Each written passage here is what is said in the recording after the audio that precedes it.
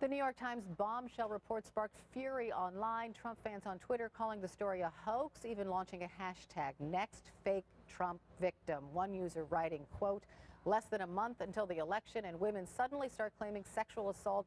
Democrats will do anything."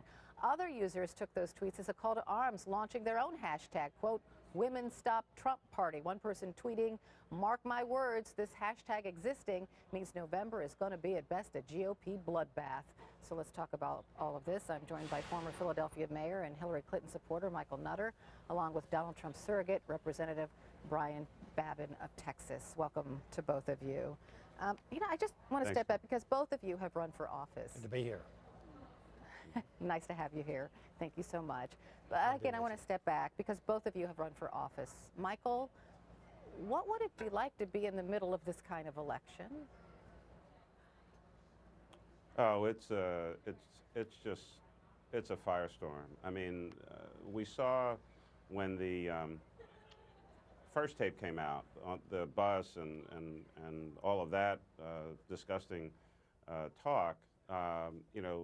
Donald Trump apparently was, held up in his Trump Tower, as if they were in a bunker somewhere, scrambling around, trying to figure out, what to say, what to do, kind of a half-baked, half-hearted statement, then the, hostage-like video.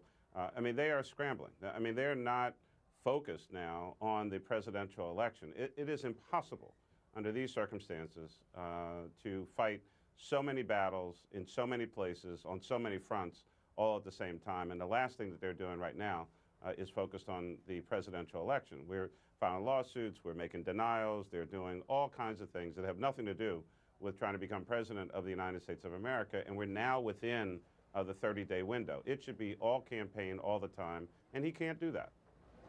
Congressman, is that what it's like in the Trump campaign? I disagree 100%. We're just seeing a lot of tabloid journalism that's going on. The video has been disavowed by Mr. Trump himself. He said he apologized for it. I can't defend it. But the big issue here is that simply there's so much coming out on Mrs. Clinton that it's not being scrutinized by the national media. The WikiLeaks, the information, the disparaging of Catholics, of evangelicals, of her coming out and saying she has two positions on each issue, a public and a private one. And when asked about that, she invoked Abraham Lincoln's name in the debate the other night. And I've read a little bit about Honest Abe, and Hillary is no Honest Abe, I can assure you of that. Well, and, Congressman, don't you think, what people are really trying to do? Don't you think that Donald Trump is partly to blame for that? Because he's not tweeting those things this morning. He's tweeting things about the women who were quoted in the New York Times and calling the reporters' reports politically motivated. Again, this is he said, she said, some of it 30 years old. I'm not going to get into tabloid journalism and hypotheticals. What we need to do. With every respect.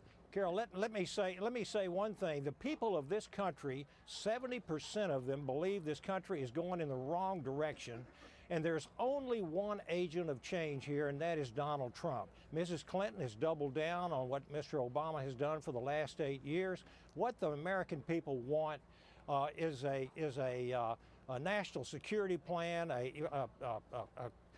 securing our southern border.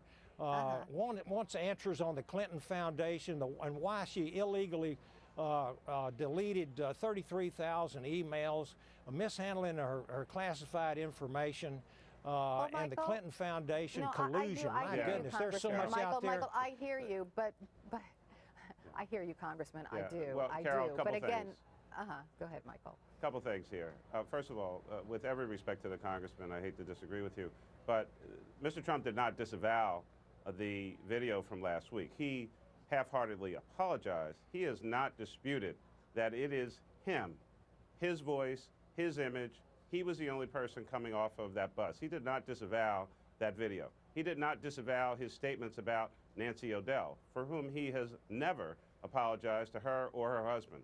He did not disavow what Ms. Tasha Dixon said last night on Don Lemon, that he walked into the dressing room of the beauty contestants who were in many instances naked, half-dressed, virtually unannounced, and was creepy. He's like a backstage peeping Tom. These are all actions and words by him. This is not tabloid journalism. These are his words and his actions coming back to bite him. And he has to be accountable for that. To that point, Congressman, we have videotape that bears truth in everything Michael just said. Let's play it. I'll go backstage before a show. Yes. And everyone's getting dressed and ready and everything else. And, you know, no men are anywhere. And I'm allowed to go in because I'm the owner of the pageant, and therefore I'm inspecting it. You know, I'm inspecting. I want to make sure that You're like everything is a doctor. good. You're there. Yeah, the dresser. Is everyone okay? You know, they're standing there with no clothes. Is everybody okay? And you see these incredible-looking women.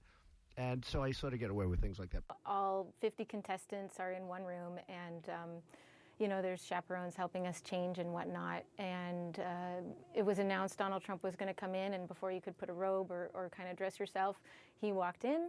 And, you know, some women were half naked, others were in the process of changing. It puts us in not only... So Congressman? I mean, that's just disgusting. Congressman, Well, your thoughts? can I get a word in here, Carol, if you Sure. don't mind?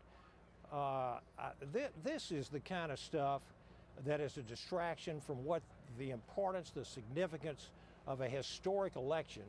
And it is he said, she said. The man is This is not a claimed that he is distraction, not Congressman. perfect. I will have to Well, interrupt you right there. This Carol, is not a let me say distraction. this. This He points has to the said that- character of a man running for president of the United States. So when Well, you hear know things what? that Donald Trump said, and then you hear from how about pageant Mr. queens. Clinton a few years ago?